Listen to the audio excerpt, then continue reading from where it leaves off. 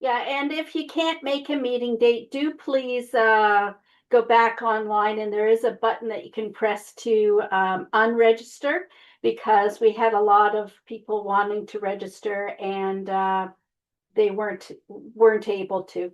So I'll introduce myself. I'm Janet McCullough. I'm a member of the Birds Committee for OFNC. Bird Committee for OFNC coordinates and encourages birding related activities. We conduct bird study sessions, organize bird counts, maintain records of unusual sightings, and we produce the Ottawa Bird Checklist. I'm also a board member with McNamara Field Naturalist Club based in Arnprior. And about me, oh yes, thank you, Jess. I forgot. Thank you. I my childhood spark bird was killdeer, because we used to chase them down on the Downsview Toronto Air Base to try and find their nest. Could never find the nest, but we did try. My other childhood favorite was blue jays, because of the Thornton Burgess bedtime stories of Sammy J. My adult spark bird was a brown creeper, which in Windsor I saw climbing up, circling up my big old tree out in the front yard, and then dropped down to the bottom and circled up again. I said, "What the heck is that little brown bird?" And when I looked it up in my field guide, I found out that it was a brown creeper. So in my favorite spot really is Point Pelee. It used to be, now it's getting a little busy, but I spent about 11 years living near there. So got out for the first tram in the morning, and really like that. Spring 2001 was my last living there, spring at Point Pelee, and I was walking around crying because I had been to Ottawa to Wild Birds Unlimited and picked up their bird list, and it was like 2 pages, where Pelee is pages and pages and pages. So some Ottawa birders, kind birders, saw me crying about leaving Point Pelee and said, "Oh no, there's lots of birds in Ottawa. You come join us." So I did, and I birded with them for a number of years. So, and yeah, just a little about Ken. Ken can do a little more when he starts his program later. He's a wildlife ecologist, naturalist, educator. He's got a BSc from University of Guelph. He spent a career working for the Canadian Food Inspection Agency. He's a specialist in the assessment of risks to Canada's food supply posed by invasive plants. He was the president of OFNC in 2008 to 9. He's currently with the Mississippi Field Naturalist Board, and he's the chair of their birding committee. He leads trips, or he did lead trips for OFO. I don't know if he's planning to continue, and he certainly leads for other clubs such as McNamara, and probably the OFNC guys will get on to you soon, Ken, I'm sure. Um, and his knowledge and interest goes beyond birds. It's with plants and insects and dragonflies. And I think his latest passion is allowing deer flies to bite him so that he can actually get a photograph of them. But I'll let Ken tell you more about him in when he starts his presentations starting next week. Okay, we change slide. So I do have a lot of slides. I'll try to go through quickly to get to the fun part, which I hope we can adjust to make it work, because it's not showing up on my screen. Can you guys stick your thumb up there to tell me how many people are beginner birders? And Ken, you can let me know when you see the reactions. A few anyway. Yeah. Oh, quite a few. Good, good. Okay. Because this session this week is really a very basic, very broad-based introduction of identification of birds and their songs. And weeks 2 to 5, Ken is going to take about 15 species each week, covering all kinds of various habitats. And in week 6, if it's still his plan, he's going to do the nocturnal birds and the woodpeckers. Okay, Jess? So, okay. All right, next one. I think I'm ahead of myself here. So we have a lot of great resources for birding. These are some of them. Again, this is being recorded, and we may just put some of these links on the birding section of our website as well. But Cornell has a ton of courses that you can do. They're the ones that manage eBird. Some of the courses are free, some others you pay for. Birds Canada has them as well. OFO does a lot of interesting things, and they have a lot of outings, and they have monthly meetings. And the ABA has a podcast, and they put out a lot of information as well. Okay. All right, next slide. So locally, obviously, there's OFNC. We have a Facebook page. There are people that post on the Facebook page. It's not always the club executive that are posting on there. So sometimes there may be things that, information, I won't guarantee the information on the Facebook page is what I'll say. McNamara Field Naturalist Club, we do also have a website and a Facebook page. So if you want to know what's going out at that end of town, and Mississippi Valley Field Naturalist Club has got a website as well. There's also many bird dedicated Facebook pages, Ontario Birds, Raptor ID. I like Raptor ID because as a Facebook page, because people put up, what is this bird? Is this a Cooper's hawk or a sharpshin, or what is this bird? And I try to guess, and mostly the Western birds I'm very shaky on because I've never been out west, but it's nice to challenge yourself and see if you get it right. Next slide. So the other ways to learn are through reviewing field guides. There's pocket guides, there's bigger guides, there's computer programs, smartphone apps, specialized bird ID books, bird behavior books. The Stokes have a series of those as well. So you can find out, why are those two hummingbirds looking like they're attacking each other, and how do I recognize if there's a territorial dispute and that kind of thing. OFNC, we do field trips and have guest speakers and do things like this. Hopefully we'll do some more of these. And there are human guides in around town. Two of the most prominent ones are Tony Beck and John Ruddy for Eastern Ontario birding. And the way I was learning at Point Pelee before I was involved in any group, besides going on some of their guided hikes, was eavesdropping on other birders. And that's how I got in contact with the Ottawa birders and was chatting with them and crying to them. So you can ask other birders what they're seeing, but remember, we all make mistakes. Even the best birders make mistakes. Okay, next page. So additional learning tools are, Cornell again, you can go there. Dendroica has sonograms or spectrograms that you can look at if you're more visual. Thayer is the software I was going to use tonight. I may still use it, but in audio only, because I don't seem to be able to get up on the screen. And there's also Larkwire that is specifically for Apple products. It doesn't work on Android phones. So, okay, so next slide, Jess. I'll just let this one sink in. So the point of this one is, bird every bird, just keep your eyes open. Don't keep your guides and stuff are for home study or after you've observed the bird, and then you can look it up. Okay, so next, Jess. So this is the OFNC website page. They are going to be undergoing some redesign in the near future. We have some very knowledgeable people in the club, many of whom are experts in the field. This is the birding tab that's circled here. It's full of information, where to go, what to look for. It has the birding code of conduct in there, staying on trails, the noise level, etc. When you can pitch, when not to use playback. And the bird committee has put the latest owl protocol on there as well. Okay, next one.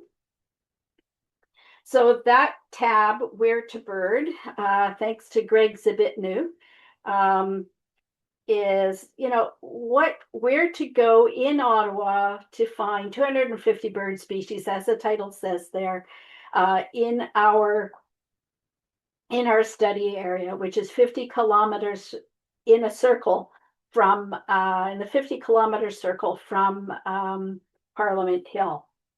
So he's got it organized by season. So roughly January to March, April to June, July to September, October to December. So he'll have places to go in there and also what birds you're likely to see at those times of the year. There are a couple of other publications. Canadian Field Naturalist is a quarterly journal devoted to reporting scientific research in all fields of natural history. That's relevant to Canada. And of course, OFNC's Own Trail and Landscape, which is a quarterly newsletter for club members. And it has, again, it's from soup to nuts, not just birds. Okay, next slide. So just so that you have the slide for the recording, there are lots of Ottawa locations, depending on the time of year, etc. Then robin, you'll get raptors, waterbirds, bluebirds. Water is always good. So any of the river sites along the Ottawa or the Rideau River, Fletcher Wildlife Garden in the Arboretum is an excellent place to go. And, Ottawa is blessed with trails, lots and lots of trails from the NCC, Jack Pine, Beaver Trail. And of course, yes, do go to the dump at Trail Road Landfill. Well, they're changing up where they've moved things around now. So we're not getting quite as many things as we used to. And they were also sending in a Harris hawk to chase away the gulls, but it's still, it's still a good place to go. I'll warn you, Moody Quarry is private property. And there are many places that are private property. You can get as far as the fence, but you can't go any further. So anyway, those are some of the Ottawa locations that you could go. And when we are, you have to determine what the terrain looks like. Is it a good place for you to go personally? Are you safe if you're alone, or do you need to be in a group? When the clubs organize trips, we try to be clear about, the rigors, etc., for everybody. And the other thing is, do you need a guide? Because, sometimes going out somewhere, if you don't know what you're likely to hear and won't be able to identify, it might be a good idea to go out with a guide. So equipment here, this is basic. Dress for the weather and the environment, shoes, hat, bring water. Bring something to record your observations, like a notepad, like Ken. Ken uses a notepad. And then he enters, I believe he enters to eBird when he gets home, but you can also bring a cell phone and enter to eBird directly while you're out in the field. Good binoculars is a good thing to have, but not always necessary, I gotta say. And the spotting scopes cost a fair chunk of change. So if you're not going to be able to afford a spotting scope, or don't plan to be in an area where you're going to use a spotting scope, like needing to see far out in the field or across the river, then, and also when there's good birds around and people are needing spotting scopes for them, generally there's often somebody there that has one, and they're more than happy to let you, and more than excited to let you have a look through them. Bringing a camera, like a simple bridge camera, is a great idea so that you can take a photo. So I'm not sure what this bird was. Take a photo or two or three, as many photos of the bird as you can, and from different angles, and then you can look it up on your own at home. Okay, next slide, Jess. So smartphone apps. Sibley's is a good one. It's relatively inexpensive, probably less than $20 for life.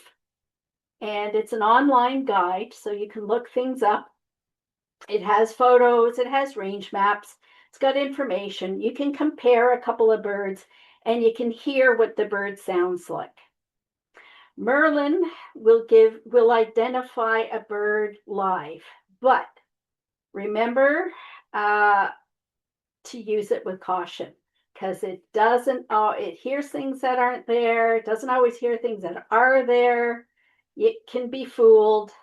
I can fool it sometimes when my lips are working properly, but use it as a learning tool because it will give you you can do step-by-step ID, photo ID, frequency bar charts are there, and it will keep your sound recordings for you. But remember to save or delete your recordings from your phone after if you don't want them to build up. So with Merlin, if you hear something and you think you can ID it, double check with Merlin. Like I said, use it as a learning tool. If it heard something you didn't, and you say, "Oh, it heard such and such," well, listen again, and look for the bird, and then that's a way that will help you to learn what the birds are. Some birds that you hear, you need to see to be able to distinguish one from the other. Yellow-billed cuckoo and black-billed cuckoo. There are people that are very good at identifying one from the other, but they can be confused. And also some birds sing other birds' song, like last year with the yellow-throated vireo singing a blue-headed vireo song. So just weird stuff like that happens. Some birds that you see, you actually need to hear to be able to identify. Willow flycatcher and alder flycatcher are some examples of those. They look almost exactly the same, but their songs are different. Warbler guide that's there is I find very useful specifically for warblers. It's really nice. It's got multiple angles for photos, head on, sideways, butt view, which is usually the way you see a warbler because it's 20 feet up in the air. But it has descriptions. It will compare them for you. It will compare by sound quality, and it does give sonograms as well for those who are visual learners. I have on my phone Go Bird. I don't think a lot of people do. It does show me some hot spots. It shows me photos. It shows me birds that were, like if I wanted to see the blackback woodpecker, I'll say, well, I'll look for blackback woodpecker on it. Will show me when and where it was last seen. There's a map of the location, but it is linked to Wikipedia information. Okay, so next slide, Jess. So there's also citizen science organizations and apps that you should be aware of. These record your sightings, they'll keep lists for you, they'll keep your statistics. It helps with research. It's really important for research, and that's why you really should try to be as accurate as you possibly can when you're entering information so that the researchers and have good quality information at their hands. Most people, I think, use, iNaturalist is, many people are familiar with that one for plants, insects, herps, birds. But we mostly use eBird for recording bird sightings and keeping our lists year to date, local, what we've seen, for the province, the country. If you go to Africa, keep a list of the birds you've seen in Africa. It also will send out rare bird alerts. However, you can set it up to send out rare bird alerts, hourly, daily, whatever. But you need to know that if you're looking for owls, most of the owl sightings are hidden, mostly, unless somebody makes a mistake when they're entering and they submit it without hiding it. If you miss, well, okay, so the other one is nature counts. And Nature Counts was being used mainly. I had to start using it. It was dragged into using it, kicking and screaming, I have to say. But over the last 5 years, they have improved it to the point where, okay, I will use it as long as I'm not crossing over too many squares. And what I mean by that is that they have Nature Counts, and which is linked with the breeding, which is used for the breeding bird atlas. Has divided the province, and other provinces, and even in the States, has divided them, all the area, up into 10-kilometer squares. So it will track you through the square and you record your birds there. And we were doing that for breeding birds through breeding periods. And that information for the last 5 years for the breeding bird atlas, that happens every 20 years, that was going all into that information. So we would put in breeding bird, and we would have to indicate what indicated to us that the bird was breeding. It was carrying food, it was on a nest, it was an occupied nest, it was feeding juveniles, this sort of thing. And Nature Count does link with eBird, so you could import to your eBird to keep all of your statistics in one place. Now, if you misenter or misid something, or you're the first person to spot something really rare, you may have the friendly local reviewer email you to verify what you saw. They're just trying to make sure that the information is accurate.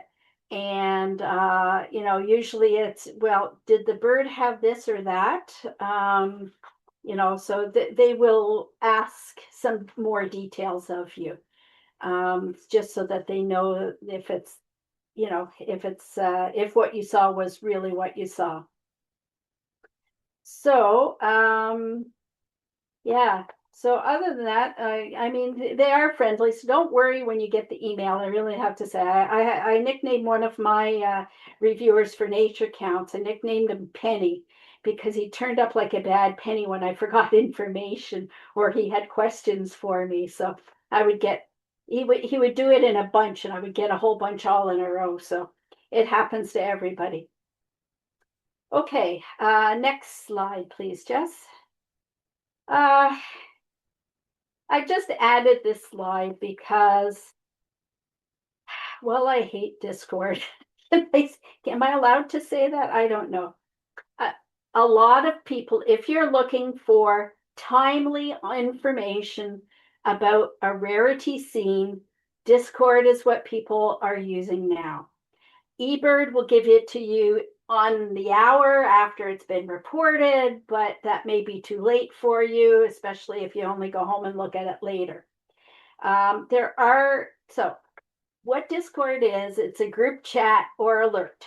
You can add photos, it's across many regions, many different kinds of uses for it. There are gamers that use it and whatnot. But for us, it does have an Ontario rare bird alert. It's got an Ottawa chat. It's got an Ottawa rare bird alert. Now, use the chat for chatting. Use the alerts for alerts. Don't chat on the alert page, because some people have it turned on that it will ding their phone when there's an alert. Mine isn't working. There are problems with it. I've contacted Apple, and I've contacted Discord, and even their technical admin people can't help me out. And I know there's other people the same way that have the same issue. But if you'll notice I don't know if you can see my cursor or not. No, you can't. I'm over. That's right, because Jess is showing it. Over at on the left-hand side where it says Ottawa chat, you'll see there's a picture there. And Cecily Lorraine has asked a question about, she said, I saw this in the snow. What is it? So this is a perfect thing for the chat. And then Chris Van Norman owned up that he's the one that rode in the snow because he didn't have his phone to record his birds. So he wrote it in the snow as he was watching so that he could enter them later. Down at the bottom, That is the RBA, and it's things like the ringneck duck is continuing at Watson's Mill, and I suspect that that's probably where that was. And that's the kind of thing you would post there. Mark Gaughan, who's one of the local eBird reviewers, has put an alert out. He said not for Ottawa, but for awareness, there's a willow ptarmigan in Duhamel, which is up in Quebec. So that's the difference between the alert and the chat. So just so that you know, but more and more people seem to be using it, and that's the quick way to find out what's where. Okay, next slide, Jess. Okay, so how come I seem to be missing a slide? Did you skip over a slide?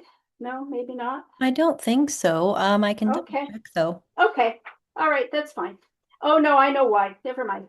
Okay. It's because I didn't need to have that as part of my notes. So the first thing you need to do is adjust your binoculars. And I am guilty of looking at something saying, why is everything out of focus today? And I'll tell you why at the end. But when you start, adjust your eyepieces. One, do you wear glasses? If not, twist the eyepieces out so that they're up. If you wear glasses, twist them in. And that's to keep your eyes the same distance away from the glass inside. Okay. The next thing you need to do is put your bins up, close your right eye and look through the bins. Using the left eye to look out, use the focus wheel, that big yellow arrow shows you the focus wheel, to bring something into sharp focus for your left eye. Then when it's in sharp focus, you close your left eye, open your right eye, look at that same object, and use that little other ring with the blue arrow down below, the diopter wheel, to bring it into focus.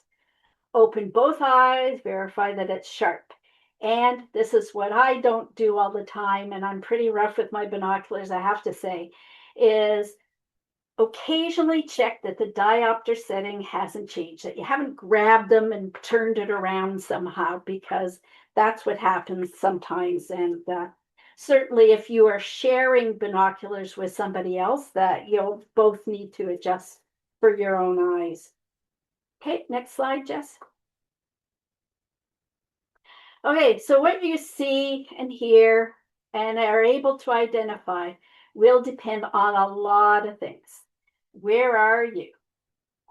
You're not usually going to see a limpkin in Ottawa, but Nui Esser, thank you very much, Nui, for identifying a limpkin in a river, and everybody ran to see it. What season is it? And not just by calendar date. Sometimes we have a very long fall or an early spring or a late spring. So, the time of year is going to matter whether to what you're going to see. Is it spring, summer, fall? And that may also affect their plumage, because some birds change their plumage in the fall, like the confusing fall warblers. Is it migration season? Are you going to see a lot of birds migrating through? Is it breeding season? Are you going to see more of the birds breeding? And right now, January to the end of March is breeding season for owls. Or is it again migration south time, July to November? Yeah, the shorebirds start as early in July as July to migrate back. As soon as those adults are done nesting up north, as soon as their chicks are out of the nest and feeding on their own, which they do, those shorebirds are heading back south, because they have a long way to go. Many of them go all the way down to Brazil and South America. So, what you're going to see, it depends on the season. What's the temperature and the wind condition? Is there a cold front coming in that might drive the birds in or drive them down? Peely, for example, if you've got a rainy day, the birds are going to be on the ground. Time of day. early in the morning. Birds get up early. And that's because the dawn chorus, that's when most birds are first waking up and saying, gee, I'm hungry. Let's go out and see what we can find. They'll do that through the early morning. Midday, they've got full tummies, hopefully, and they're going to sit down and relax. Late afternoon, they might start to go, time for snacks or supper. And they start getting active again. And there are some birds that are only active around dusk or dawn. The owls, for example, are good for dusk and dawn times. Woodcock, for example, will do their display at dusk. Overnight, you could possibly hear owls, and if it's a nice clear night with a big full moon, you might actually even see birds flying past the moon. And people listen for the nighttime flight calls. They can identify certain birds that are going over just by their call as they're flying over. And if they pass in front of the moon, it's really great. What habitat are you in? Certain birds like certain kinds of habitat. Some go in the fields. You're not going to find a loon in the middle of the woods normally. I would hope not. There are different birds that like ponds and small rivers versus the ocean versus mountains, etc. So, for example, the blackback woodpecker that everybody but me, yes, I have seen it and I've heard it, but I haven't got a good picture of it yet. They like red pines. So, go to the red pines to look for them. That's where they're generally found. Another big thing is birds need water. So is there any open water available? Robins will stay all winter if there is water available. And there was one year at Mud Lake where the Mud Lake was totally frozen over except for one small, I don't know, meter square patch of water right near Castles Road. And the robins were there picking off the fish that were coming there to breathe, because with the ice all over the rest of the water was becoming anaerobic, which means that there was no oxygen in it, and the fish need oxygenated water. So they were coming to the opening to get some oxygenated water, and the robins were picking them off there. The other thing is your vision and hearing will affect what you see or hear. I was out with Bernie Ladouceur doing owl surveys. He was hearing the low frequencies and I could hear the high ones. So it was kind of a good combination of us being out there together. The other thing is, your focus. Are you chatting with your friends, your ladies group, which is I'm guilty of, and you're not really focusing on what you're hearing? Are you curious enough to go and investigate that weird sound that you heard? And what's your current level of knowledge and experience? Do you know what a frog sounds like? Do you know what a chipmunk sounds like, or a squirrel? Do you know what a frog being eaten by a snake sounds like? That's an awful one, and but it definitely is something. If you know these other sounds, you can rule them out. Okay, next slide. Okay, so a few basic ID things. Color of the bird, the field mark patterns. Do you know your bird anatomy? Look at the beginning of the field guides. They have anatomy. So you can say it's the crown, it's the tail, it's the wings, it's the primaries, it's the secondaries, whatever. So know your anatomy a little bit. What size and shape was the bird? Did it have a big honking big bill? Like when you're looking at eagles, for example, you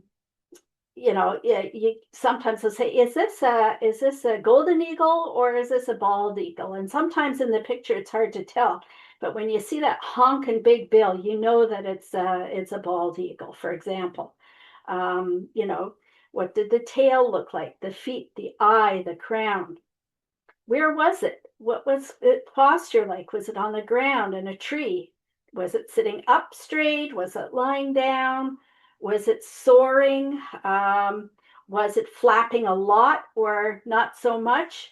Was it dipsy doodling? The difference between crows and ravens, for example, is that, sometimes if you can't tell by the wedged tail on the raven, sometimes you can tell by the amount of gliding that the bird is doing. And so the flight pattern, how was it flying? Like woodpeckers will fly in sort of a dumping kind of thing, though, be up, down, it's a dipping flight. Birds have different flight patterns that you can observe and say, well, it was doing this. And somebody will say, well, was it doing that? You go, no, not really. So you'll be able to kind of weed things out that way. Was it swimming? If it was it dipping to eat stuff like mallards, black ducks, and geese? Or was it diving like a scaup or a merganser or something?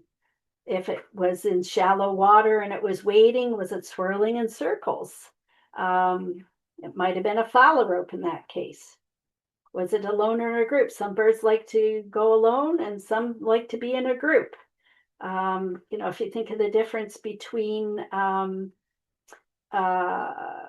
greater yellow legs and lesser yellow legs, yellow legs are usually found less in a big group than greater yellow legs, for example. So that it's not definitive for your ID, but it's helpful. It adds to the information. And what was it doing? Was it eating, singing, carrying nesting material? In that case, if it's carrying nesting material or carrying food, it might be a breeding bird in this area. Was it foraging on the ground, perching and darting out to catch bugs? In that case, it might have been a flycatcher. Okay. All right, just next slide. Okay, so birding versus bird watching. You can disagree with my chart if you like. It's just sort of my take on things, really. But using sound is a huge part of birding. It helps you locate the bird. Often it's used exclusively for IDs, such as alder and willow flycatchers, when you can't really tell the difference just by looking at them. But the convention is that if you, not Merlin, can identify the bird through sound or sight, you count it, basically. Last spring at a Bruce Pitt walk that I had with OFNC, there was a woman who didn't have any bins with her, and basically, I don't think she needed them. We heard many more birds than we saw. So again, you're hearing the birds and knowing what they sound like is really a huge part of birding. Okay, next slide. So songs versus calls. What is a song? A song is usually long, sometimes complex, mostly, but not always used by males. It's used to attract mates. It's used to defend territory. It can be innate or learned, and I'll talk about that a little bit more later. And some birds have regional dialects. So, for example, they're learning that the white-throated sparrow that are out west have a different accent or dialect, if you want, and it seems to be moving east as birds expand their range over there, they're moving east. So calls are usually short, sharp. Both sexes will do it. It can be loud or soft. It's to sound an alarm or maybe just to keep in contact with each other. And usually they are instinctive. They're innate. They're not learned. Just on the thing about the male song, it's not exclusively males that sing, and right now they're concentrating more research on finding females that actually sing as well. One of them actually is the Northern Cardinal, that actually the females sing as well. And it's easier for us to learn songs, learn how to identify songs rather than calls. But you can do some calls with practice. For example, the rose-breasted grosbeak, its call sounds like sneakers on a gym floor.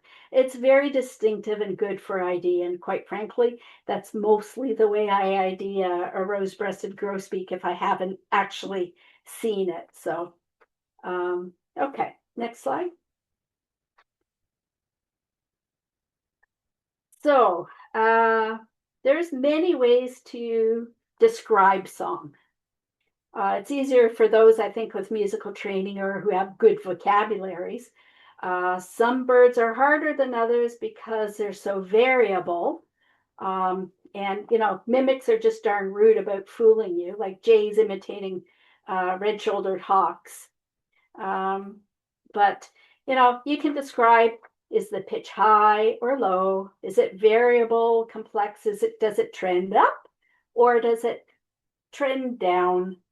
Diddle or doo. Is the tempo fast or slow? Does it repeat itself? Do the phrases repeat itself? Or are there pauses in the song? And you'll hear with the vireos, the blue-headed vireo has about a count of two pause in between its phrases. So when I said that we had a vireo last year that we had a yellow-throated vireo last year that was singing a blue-headed song. It was a yellow-headed vireo. It was confirmed as a yellow-headed vireo, but it was singing the blue-headed song. Why? I have no idea. But anyway, so the other ways to describe it are, is it musical, clear, squeaky, liquid, like watery, harsh, scratchy, rich, thin, buzzy, whistle or flute-like. Those are all good ways to describe them. And on the repetitions, 20 years ago when I did Adam Smith's bird course, he talked about the brown thrasher singing in couplets. So it would say each phrase twice. And he said it was a bird that as soon as you said what the heck then you'd remember that it's couplets. So I was out working in the garden one day and I'm hearing this bird singing and it's singing in couplets and I didn't recognize the song because it's a mimic and it was singing some other phrases. But as soon as I figured out it was singing it in couplets, and then I knew what it was and I looked up and it was sitting in a tree in my neighbor's yard so beautifully in the morning sun. It was gorgeous. Anyway, that's it. Next slide. There are a few other non-vocal songs. Woodpeckers use different patterns of drumming. Now, drumming is not the same as just picking at the tree to get bugs. It's actually drumming to attract a mate or define territory, for example. And their drumming counts as a song. And each woodpecker has a different pattern. It might trail off at the end. It might be like the blackback, which is very flat, even, starts and stops very abruptly. The woodcock has tail feathers, makes sounds with their tail feathers. So they go up in a big circle at dusk. They'll go up in a big circle way, way, way up high. And then when they drop, they just kind of like a leaf come down. And what you hear is and I always think of Zorro when I hear that. Rough grouse, they beat their wings and it's a very low pitched thumping. Sometimes you'll feel it more than you actually hear it. Hummingbirds make whistling sounds with their tails. Common nighthawks will have a booming sound from their primaries when they dive down. And apparently some owls use their bones. That one I've never heard. I'm going to have to listen this year. Okay, next. So some ways that we can describe the song are using mnemonics and other descriptions. So you'll see a whole bunch of them here. Caw-caw, that would be the crow. And the potato chip, I always think of it chicory. So the mnemonic that you use might be different from the mnemonic that I use. And sometimes those mnemonic descriptions, there are some that are very common that everybody uses. For example, the barred owl that goes, ooh, who cooks for you? Ah. And, so you can put that in words, or, it sounded like a downward whinny or a wolf whistle, or studding or gurgling, or it sounds like R2-D2 from Star Wars, and that's generally how they describe a bobolink. But one of the reasons why it's hard to reproduce bird sound, as say it sounded like this, is because we have a larynx and birds have a syrinx. And just next slide. So our larynx is at the top of our trachea. It has a limited number of muscles and forms and combinations that we can make. So there's only limited sounds that we can produce. The drawing on the right-hand side of that top left panel there, that is the syrinx of a bird, and where its vocal cords, if you want, or the membranes that make the sound, it's down at the joint where the two bronchi come together. That means they've got a lot more combinations and permutations to make sounds than we do. So I think that's probably also the reason why some bird families tend to sound the same, because their structure inside there may be the same or similar. So the other pictures that are there is just an indication. You can almost see, yeah, no, the birds aren't smoking, Scott. Those are actually sound waves coming out of their mouths in the cold air. So that's a lot of fun. That's a lot of fun to see that coming out of there. I will describe that the two types of, so as I said, the combinations that they can make with those membranes, there's two different kinds. When I said that some birds learn their song, others are innate. So the sub-ossine or the passerine, they learn their songs. They're more complex. There's more complex musculature in their syrinx, and they make a more complicated song. So orioles, warblers, thrushes, blue jays, parrots, mynah birds, and they can imitate others, in fact. And the other kind, the ossine or the tyranny, have an innate song. It's more simple musculature in their syrinx, makes a more basic song. So like flycatchers or waterfowl. And I probably would put raptors into that category, because their songs or their calls are not terribly complex. Yeah. So as I said, I think if you go to the next slide, I think that some of the structure, the syrinx, that structure explains why there's voice resemblance in families of birds. Vireos all there's something about them. You could all say it sounds like a vireo. Wrens, they have that rattling, and even though their voices are different, their song might be different pattern, you can still tell it's probably a wren. Same with finches in the winter. I know that's not a woodpecker, it's a finch. And same with woodpeckers. So, there is voice resemblance, but I think that's because the syrinx, the musculature, is built the same for that species and similar in that family. Okay, next slide. Now, this is a spectrogram, comes from Dendroica. Jess, I don't know if you can pull into the top left one there. Not sure I can zoom in. Oh, there you go. Yeah, control and roll your, yeah.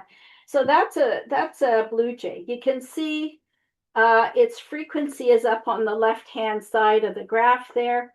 And you can see that blue jay is a generally high-pitched frequency and fairly evenly repeated. Okay. So if you're a visual learner, when you are learning the song, if you go and look at the sonograms, it might help it stick in your brain. Okay, go to the top right one, please, Jess. That one is a robin, an American robin, and you can see it's a lot more variable. It's still fairly high in some spots in the frequency, but not solid. And bottom left, okay, and that one is a barred owl. See how low the frequency is? And I'm not sure if you can see at the beginning of that, it's got sort of a hump, and then it swerves down, and then it's got some regular. So that would be who cooks for you? And at the end of that series there, it's a little drawn out as well. So it imitates the way you can almost read it and see that that's what it's saying.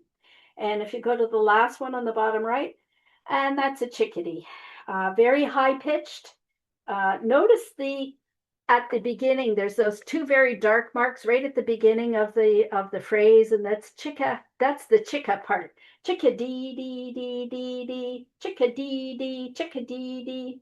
And the more dee dee dees indicate if there's a raptor or some danger around there. So, okay, I think, yeah. So here's these were two CDs that I had from long ago. I'm sure that's probably online now, but they go through, go to the next slide, Jess. It's the Walton Lawson, from the Peterson Field Guides. And they do a similar thing, like Ken is going to do a thing over the next 5 weeks. These guys, this Walton and Lawson, break their sound quality groupings into 17 different groupings of sound qualities. So you can see what they are there: mimics, sing-songers, chippers, owls, doves, simple versus complex. And they also break it down into habitat groupings.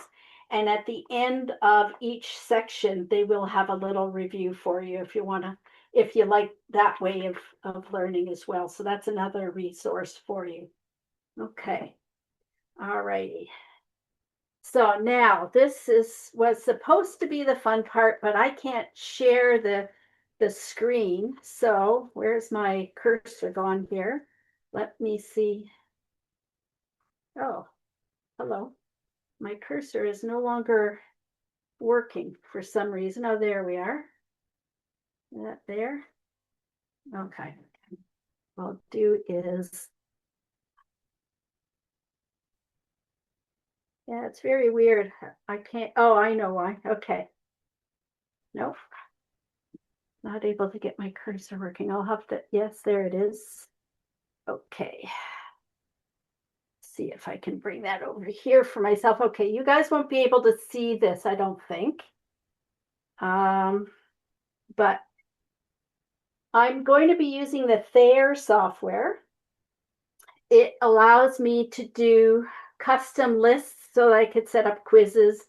It has a field guide where you can compare birds.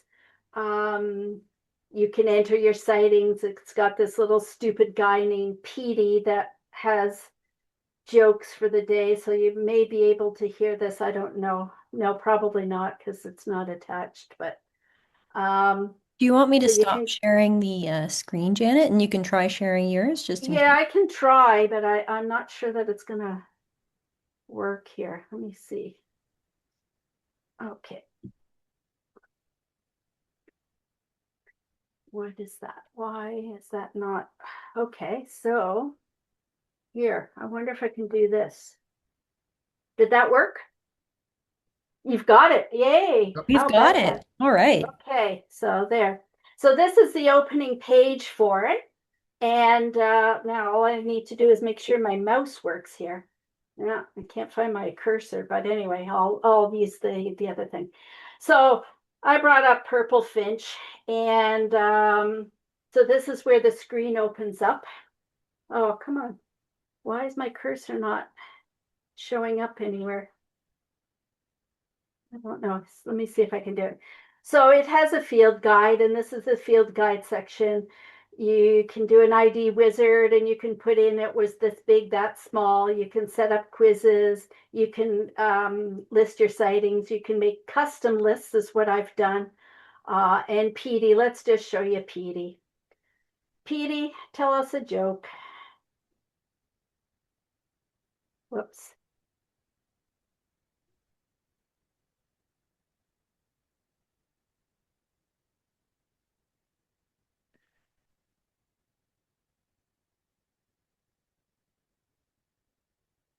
Is it audible, Janet? I could you hear it? No. No? You Okay, have, well, if you'll probably, when you're sharing, there's a little button you have to push if you want the sound to come through. oh, okay. Hang on. Hang on. I think it's over to the right somewhere. There's a little thing, it's just a little box you tick. Over to the right. Over to the right. On the share function. Yeah, I got to get back down to my thing here. So let's just see. Whoops. You're sharing your screen. Okay.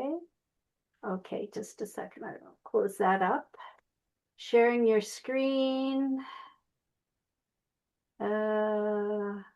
When you hit the share button, it should Yep. come up. Yeah. Oh, I did, but I don't see it. Audio, video. Okay, if I hit share, yes. And I'm already there.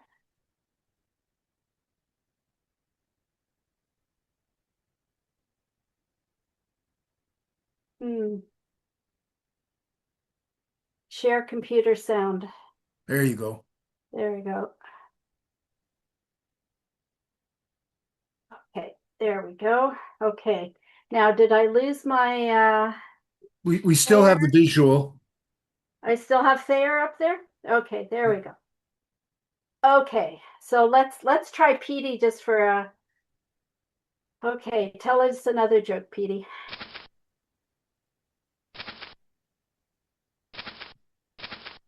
What is a parrot called after it is 7 days old?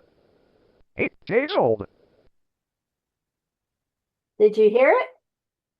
Yeah, he flew over to my other screen. Anyway, let's leave him alone and go on. Go away, Petey. Okay, so this is what the screen looks like. I'm going to go to my custom lists now. And let me see. That's already open over here. So this is what my custom lists show like. I've set them all up here. What I'm doing is I'm going to choose the beginner songs. There's 60 of them. I think what we're still seeing the purple finch, Janet. Sorry. Oh, are you? Yeah, Okay, you may so want to I'll try stop the sharing that share, again. and then yeah. Okay, there we go. Okay, does that show now? Yeah. Okay, I think I just have to share every screen that I put up there. Okay, so that I'm going to use the beginner bird song, and the list of them is all over on here, all the birds that are in that list. So I will start, I can do a quiz. So let me do a take quiz and see if that shows up. And I'm going to move it over. And I'll share screen again. Okay, does that show up? Yeah, we can The see multiple choice and stuff Yes. here? Yeah. Yep. Okay. So you can go through and do all kinds of things with this. I'll go through quickly. You can set how much time, what it shows, how long in between, all of that kind of thing here. Do you want to shuffle it or just do it straight up or whatever? So lots of things you can do. But what I'm going to do is run the quiz. What happens is there's a picture of the bird that comes up and the song at the same time. So what I suggest you do is that you close your eyes, and we'll just do about 10 minutes of this and leave time for questions. Close your eyes and listen to the bird. If you think you know what it is, guess it. You know, I'm not counting points here or anything. And then I will say the bird when it comes up, and then it will move on to the next one. Okay. So tell me if it doesn't come up for you, because if I have to screen share again. Yeah, I have to screen share again, I think. Coming through now. Yeah, It we're is? hearing the audio. Do you see the picture? Nope, but we're getting There. the song. There we go. I don't know Thayer, but I know in Dendroica well, there's pictures come up now. Yeah, That's probably it's because I have to share every screen that I put up. Oh. So, downy woodpecker. So close your eyes for the picture and then see if you can guess.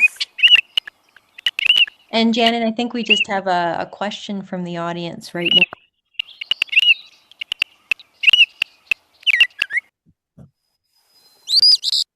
Okay, what was the question? Samvat, do you have your hand up? Was the first one a downy woodpecker? Yeah, the second one was. Yes, you were right. Yeah. Okay, so we'll just go through them, write them down, and you'll see it. You'll see it will be named. The name will come up after. Okay. So here we go.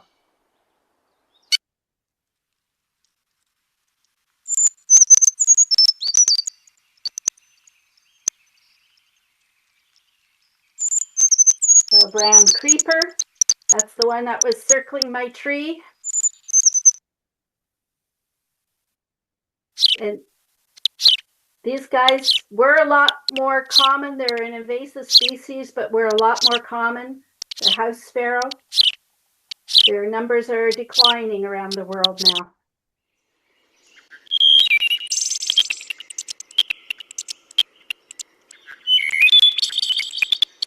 Wow, sound is weird. And that's the wood thrush. Got all the spots on its chest there.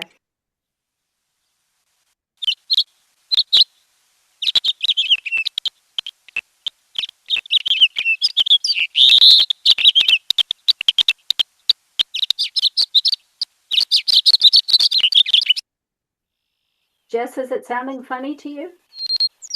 The volume's okay, but it's a little bit It's shaky, eh? It's a little shaky, yeah, but I steady. can still hear Okay. the gist. Yeah, yeah. Anyway, just to show you, that's what you can do. And as Ken says, you can do similar thing in Dendroica as well. So there we go. So I'm just going to stop that, and I guess we can take some questions at this point. I'm going to say stop share, and we'll take some questions, I guess. I should look for my, where's the chat? Somebody was saying they found the volume a little too quiet on the birds. If you're finding you're having trouble hearing, this will apply especially when I'm doing a lot of songs over the next 5 weeks. Yeah. Always check your own volume on your computer because that overrides anything that we're pumping out at the at this end. So Okay, I'm trying to get this all closed out and it's not closing for some reason. it's not showing here anymore, Janet. So. Okay. It's in my ears, so try and get out of that. Okay, any other questions about, I mean, I know it's a lot of information, a lot of things, and beginners might be a little overwhelmed by the amount of things to think about, but after a while, the big thing is get out there and listen to the birds in the field, and you'll start to catch on to little things here and there. Also, this is all being recorded, so for the future, these sessions will be available. The OFNC will make them available. Yeah, So yeah, for you sure. can review that one again because it was a Yeah. lot of information, but it's good information to have. Yeah, yeah, yeah. I mean, that's why we are recording it, and we'll have maybe some some actual documents that you can print out to for some of the links, because it's just too much information for you to sit and write down or remember all at once. But yeah. So how are we doing? Any other questions there, Ken or Jess? Nothing in the chat. No, feel free, everyone, to use the chat or to just raise your hand. Sambath, did you still have a question, or was that just from before? Maybe it was just from before. In Fletcher Wildlife Gardens, I saw red-breasted nuthatch around the site, a little smaller than an American robin. Do they get that big? Yeah, they are smaller than robins. Definitely smaller. And there's two kinds of nuthatches. The white-breasted nuthatch, which is actually a little bit bigger than the red-breasted nuthatch.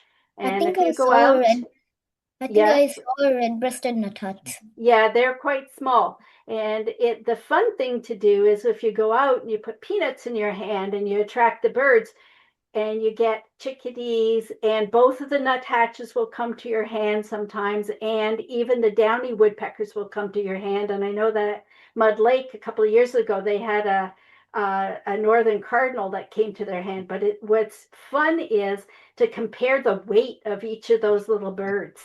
You get the chickadee and it's pretty light, then you get the little nuthatch and it's probably even lighter, and then you get the bigger nuthatch, it's heavier. So it's a lot of fun to compare the weight. Yeah.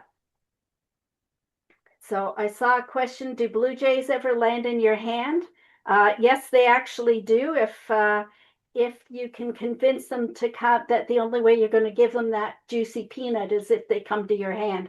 And I had a picture somewhere of one on my hand. I had my cell phone in one hand and the blue jay in the other. Hi, I'm Tibor. Actually, I made the comment about it being a little too quiet. Actually, we can hear your voices very well, but we couldn't hear the bird calls at all. We heard little Yeah. chips. I don't know. It might be a bandwidth issue or something, or a connection issue our side. We'll just have to see if it goes away with the recording. One thing I was going to suggest as well is I listened to a podcast called Songbirding. It's by Rob Porter, who was actually with us in the Hamilton Naturalist Club, and it's quite good. He carries he goes for various walks in various locations and just records the songs of the birds and identifies them as he goes along, and that's kind of nice to listen to.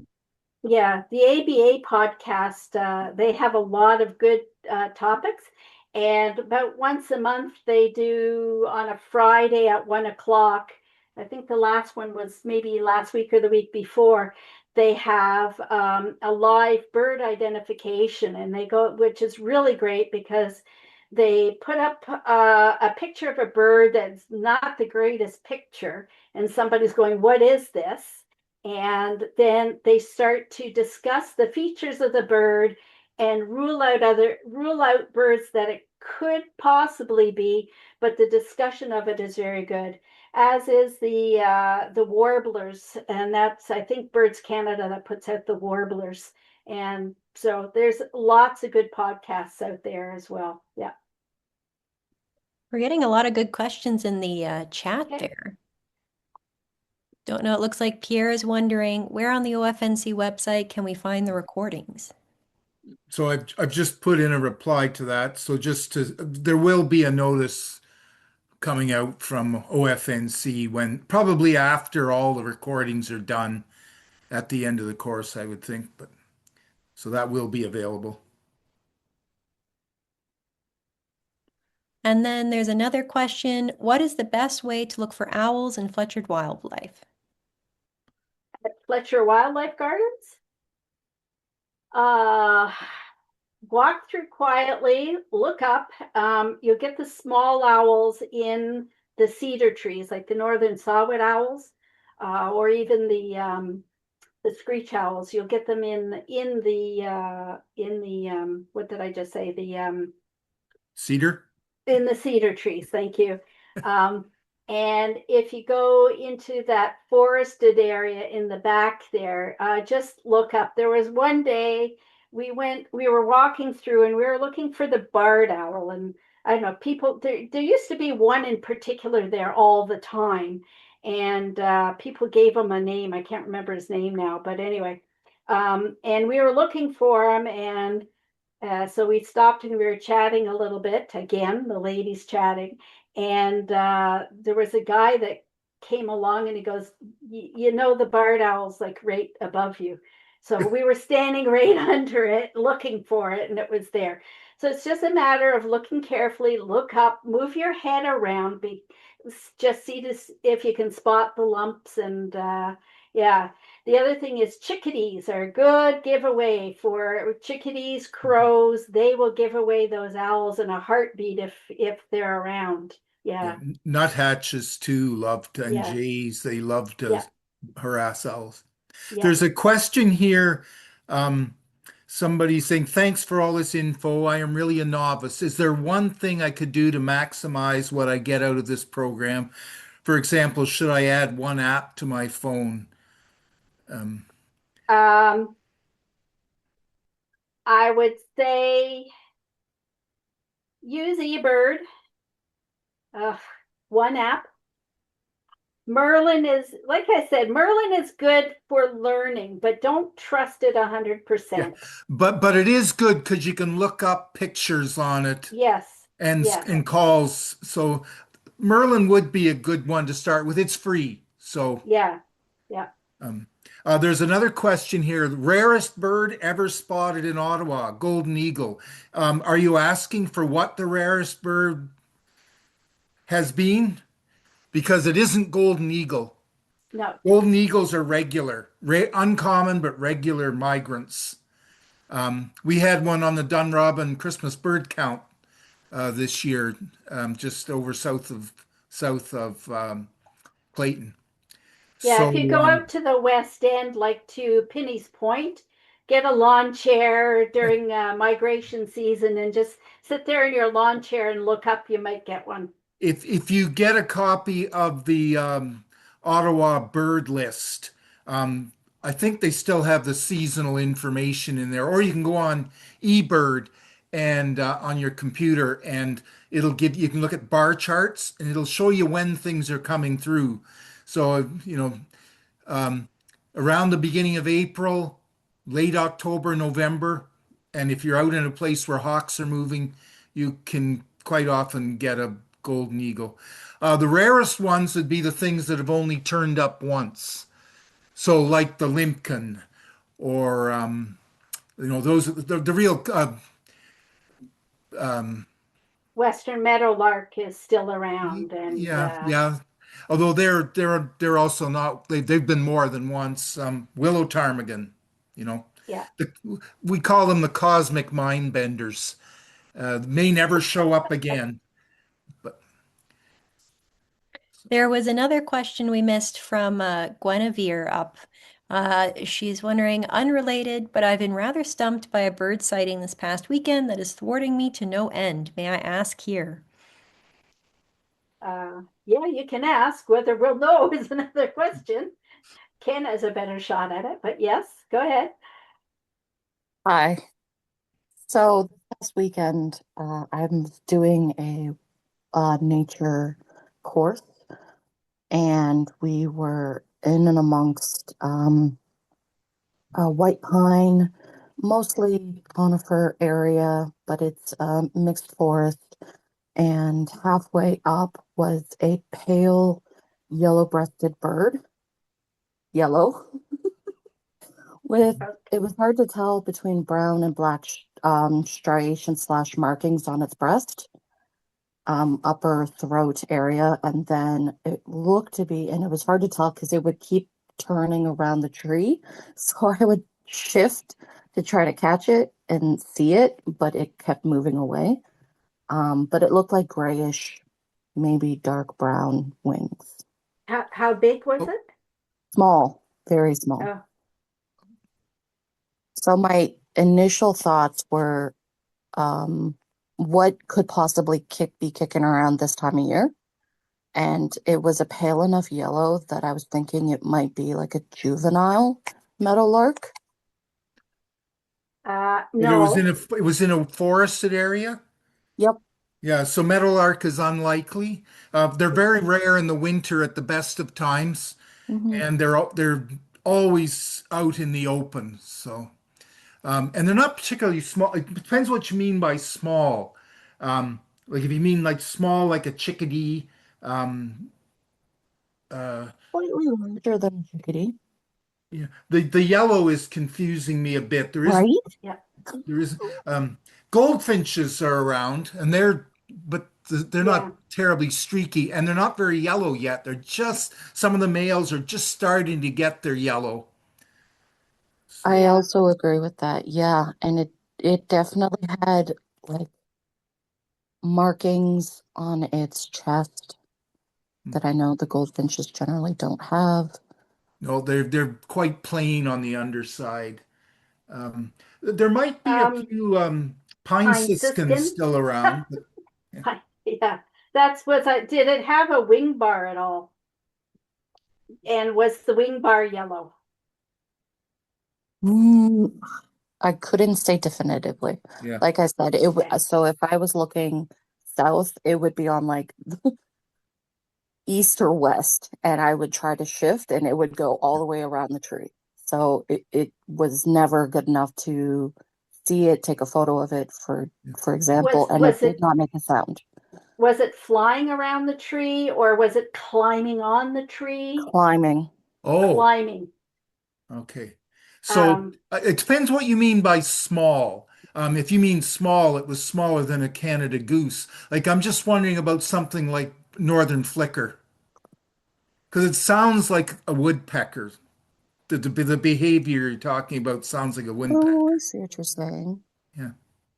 yeah, Yeah. they're bigger than a robin. Let's call it blue jay size or a little Yeah. bigger maybe. Smaller than blue jay. Okay. Um, I haven't heard of any yellow-bellied sapsuckers being around this winter.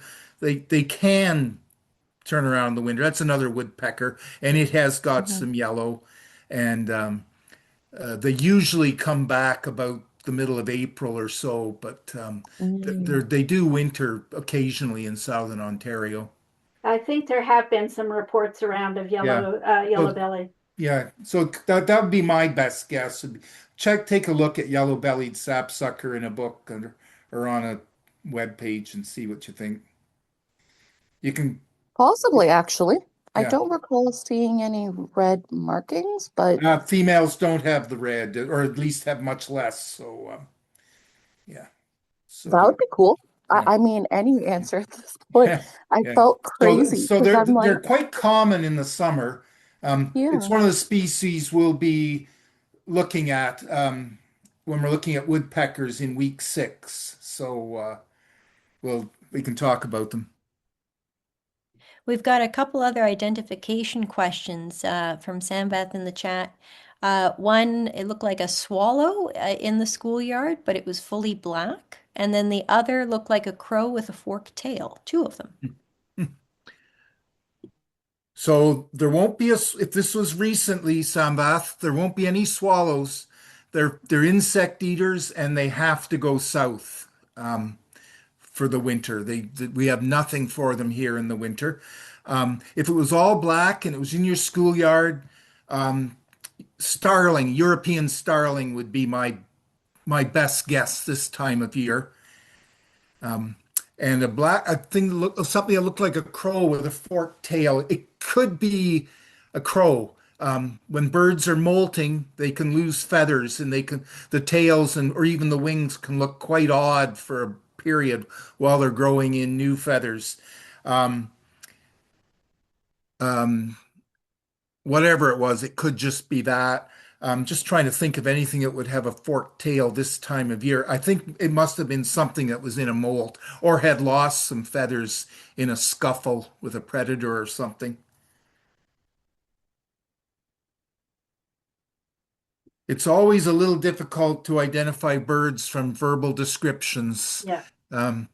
because everybody's brain works a little differently, and something that makes a lot of sense to many people might not just click when I'm trying to process it. Or me. Or me. Yeah.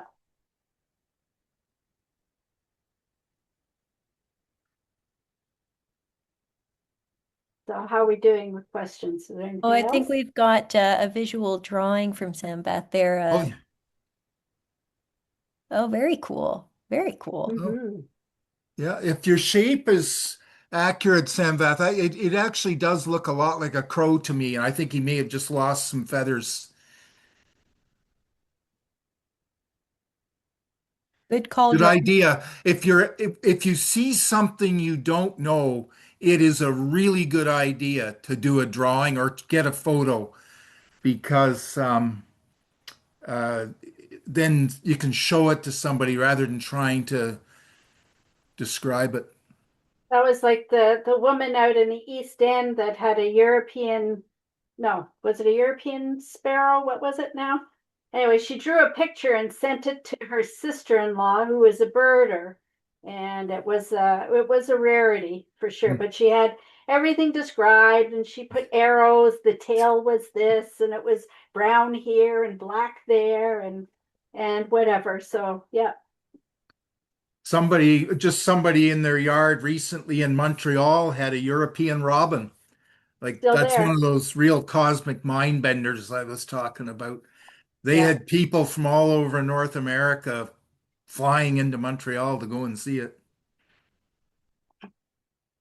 Yeah, I'm hoping to get out there in the next week or two to It's have a still look. being But reported, is it? yes, it's still being reported, and the theory is, or the thoughts are, that it hitched a ride on a boat to come over. Yeah, that was my first thought that it was boat Yeah, assisted. It's an unlikely transatlantic vagrant. They're just a small bird, much smaller than our robin, more like the size of a of our bluebird or something. Quite small. yeah. Unlike the stellar jay out in Newfoundland that is flown all the way there, probably across the Arctic. You mean the Steller sea eagle? Oh, sea eagle. Sorry, did I say jay? Yeah, Yeah, I said yeah. jay. Stellar I knew sea it. eagle. I knew Yes. what you meant, but Yeah, yeah, yeah. yeah, That's of course good. it's been there for 3 or 4 years too, which makes Yes, it yes, easier. yeah.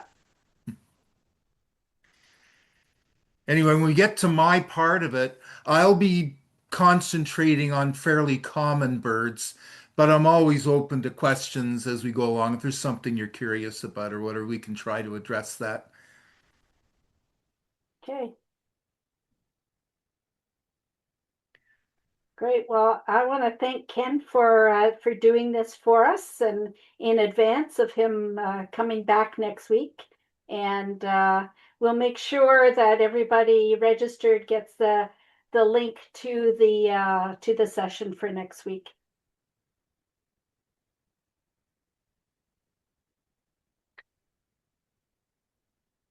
So, Jess, is that it for questions? I'm not seeing any more in the chat. I think Okay. we're just getting lots of good applause. Oh, great. And Well, there's a couple of thank yous in the chat too. nice. Well, thank you to everybody for coming, and I hope you've gotten at least Oh, a little something out of this. we've got just one more from Sam Vath, it Okay. looks like.